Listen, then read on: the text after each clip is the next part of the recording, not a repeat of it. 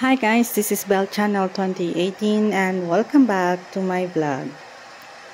Hindi sila nagkasundo nung ex. Hindi. Gusto ang nakangiting sabi ni Kris Aquino tungkol sa nakaraan niyang pakikipagrelasyon. Sa panayam kay Ogie Diaz kay Kris at sa anak na tong si Bimbi na in-upload naman sa kanyang YouTube channel, nang madaling araw nagsalita nga ang TV host tungkol dito. Isa pala si Bim sa dahilan kung bakit nagtapos ang on and off relationship ni Kris at Vice Governor Mark Leviste.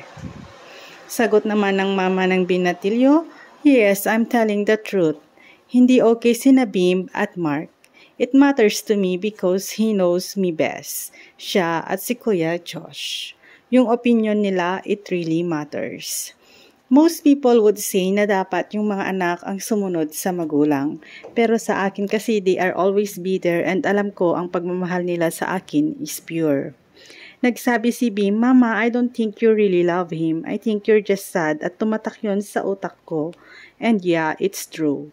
Ang sagot ni Kris.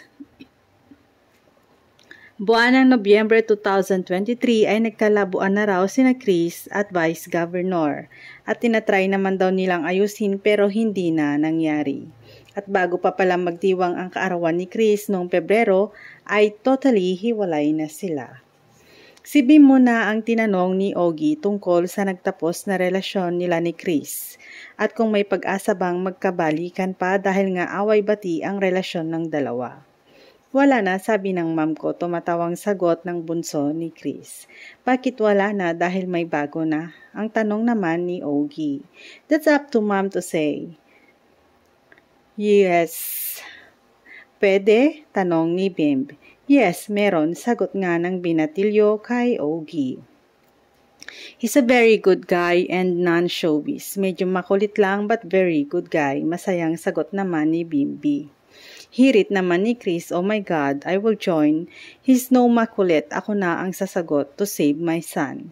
"Yes, definitely. Walang balikan na mangyayari." February, March, April, May, June, July na tayo. So magpa 5 months na yan. Ang tagal na nun, Ogie, ang sagot ni Kris. At para malaman ng tao, nagkalabuan nga kami noong November. Sinubukang ayusin pero may mga nalaman ako na hindi ko gusto pero ayaw ko magsabi ng more than that. Despite of the reason why it did not work is because at the stage in my life na gusto ko ng tahimik and last post I had was back in May.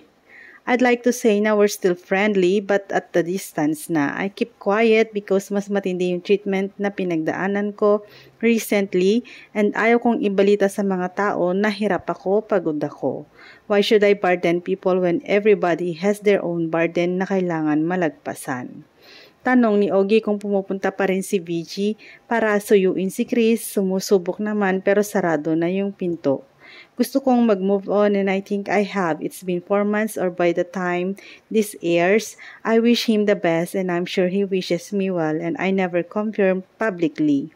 Sa kanya naman nanggaling lahat.